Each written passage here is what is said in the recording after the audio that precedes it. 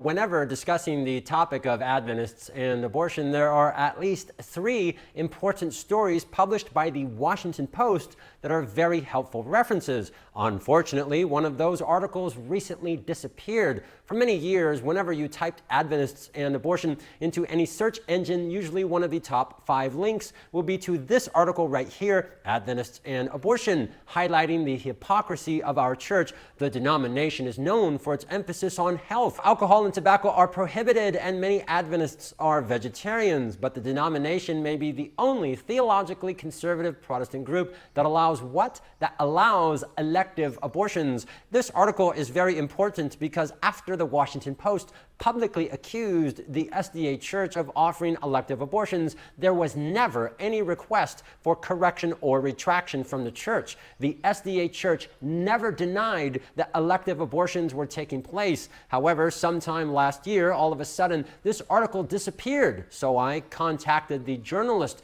who wrote the story, and apparently the archives of the Religious on Faith section were transferred and apparently are no longer kept online. However, what you can do is go to the Internet Archive, and using the Wayback Machine, you can see or read the archived article right here. Link is down below. The other 2 important articles, this one right here, Abortion Opponents Picket 2 Hospitals, October 6. What year is that? 1985. As detailed in this history right here, the Adventist Church had a secret 1971 policy allowing abortion on demand in Adventist hospitals, and leaders in the church kept this a secret for about 14 to 15 years until about 1985, when Catholics and evangelicals started protesting abortions at Adventist hospitals. Hospital spokesman Reg Burgess said that the Seventh-day Adventist Church does not, what's that say right there? Does not condemn abortion. There it is, black and white, printed in international newspapers, and abortions aren't just performed,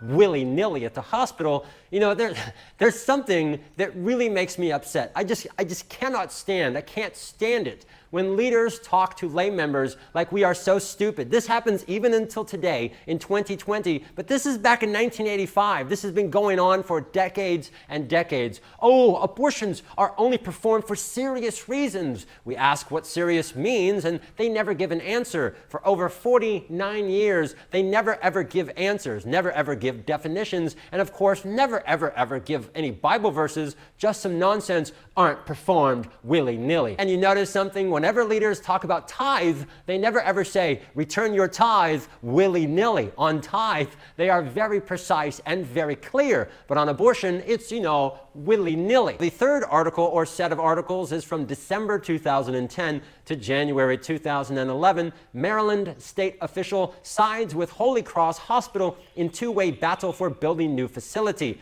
The Adventist and Catholic hospital systems have been waging a costly and intense battle for the past 2 years in order to win state approval for a new hospital in Montgomery's fastest growing region. A few weeks later, Adventist challenges Maryland officials' backing of Catholics to build a hospital in northern Montgomery. Adventist Healthcare filed a 105-page report arguing that a lack of what? A lack of reproductive services is a matter of serious concern. And they were joined, of course, by Planned Parenthood and the National Abortion Rights Action League. Don't let the Catholics build a hospital because they don't offer abortions like we do. Journalists at the Washington Post, of course, saw this hypocrisy, which led right here to this article, Adventists and Abortion. Over and over again, the Adventist Church has been publicly humiliated in the international news, and not one word from church leadership. Nobody ever asked for correction or retraction. Nobody ever denied it. Not one word of repentance, not one word of apology. And to you, my friends, watching this video, don't you remember back in 2011